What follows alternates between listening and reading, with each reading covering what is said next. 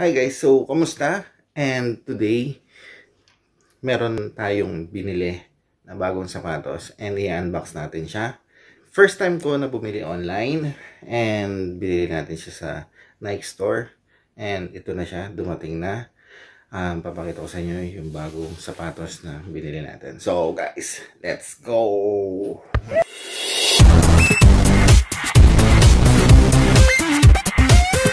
So guys, ito na, dito natin binili yung sapatos natin sa Nike. And dito natin siya nakakita sa Facebook. And shop now.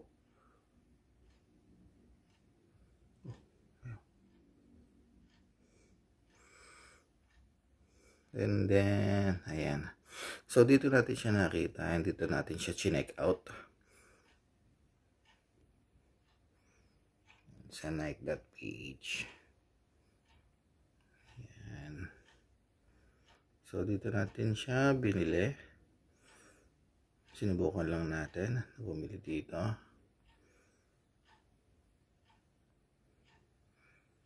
Ayan. So ayan. And dumating na yung binili natin. Ito siya. Ayan.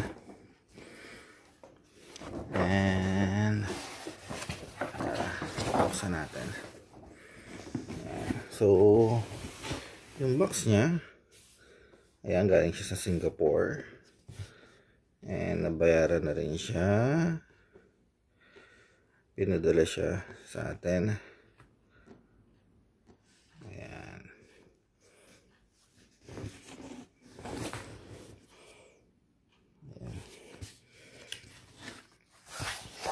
Natin. So ito yung nabili natin and tanggalin na natin siya sa box. Ang binili natin is Nike Air Force 1 Mid React. So pure platinum, black and white ang color niya. So guys, pakita ko lang sa inyo itong nabili ko. Actually, first time kong bumili ng Air Force 1 and wala akong kaalam-alam kung ano ang any background sa Air Force 1. So nakita ko lang maganda yung color combination and maganda yung sapatos. So ito, yan. Oh my god, wow. Ayan. So ayan.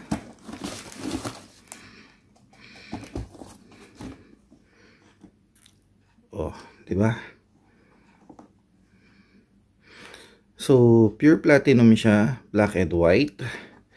So, ito is parang gray na platinum. Tapos, yung swoosh niya, ito, is black. And yung sole niya is white na may combination ng parang transparent or translucent na rubber. So, yan. Okay. Siyempre, kabares, same lang din. Oh, 'di ba? Ganda.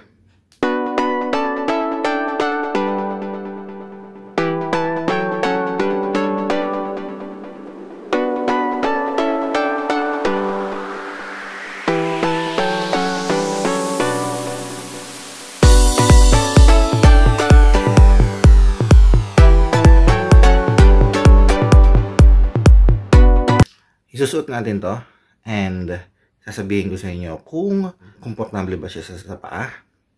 Suotin natin to bukas and saka natin i-close yung review or yung unboxing kasama yung experience natin, first time experience natin sa Nike Air na Air Force 1. So guys, try natin to, then I'll give you a quick review or quick experience kung how does it feel na ipanlakad itong Air Force 1 Mid React. So let's go. The next day.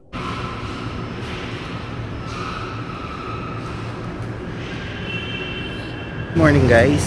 So ito na nga, at suot na natin yung Air Force One mid React.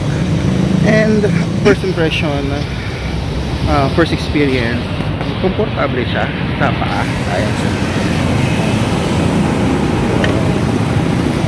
Komportable naman siya. And also sarap siya suotin, komportable, and mukhang pwede siyang pang daily use na sapatos. Pero siguro hanggang mamayang hapon iyan ako yung comfort level niya kasi syempre kaka-umpisa pa lang, maganda pa siya, maayos pa siya, hindi siya masakit sa sako or sa paa. Mamaya pag uwi magano ako ng whole day experience natin doon sa Air Force One mid-air React. So guys,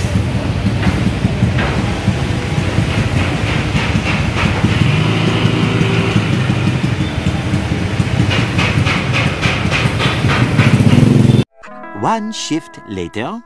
so hi guys, good evening. So natapos na yung work natin. It's already 8 PM or than. And review experience kay Air Force One mid React. Okay, so overall nakaano tayo, 9,519 steps, para at least maano natin kung gaano kadami yung nilakad natin with Air Force One mid React. So overall sabihin natin it's 8.5 by 10. So comfortable, pero kapag sobrang matagal na, syempre dahil medyo mid-cut siya, yung doon sa ano natin, sa upper ankle natin, medyo hindi na siya masyadong may medyo may konti lang naman, konting discomfort na kasi pagka masyadong matagal. Pero overall I'm happy. Ayan. So masarap din naman siya panlakad, pero wag lang siya sobra. Siguro dahil kasuot kong medyas, kasi yung suot kong medyas is pang office. So siguro palta natin yung medyas na suot natin na medyo semi-sporty, para at least medyo umakma doon kay sa sapatos natin. And well, I'm happy. Masaya ako sa napili ko. So yun lang guys. So overall, looks, feel, and comfort, 9 out of 10 mabibigay ko doon sa bago nating sapatos.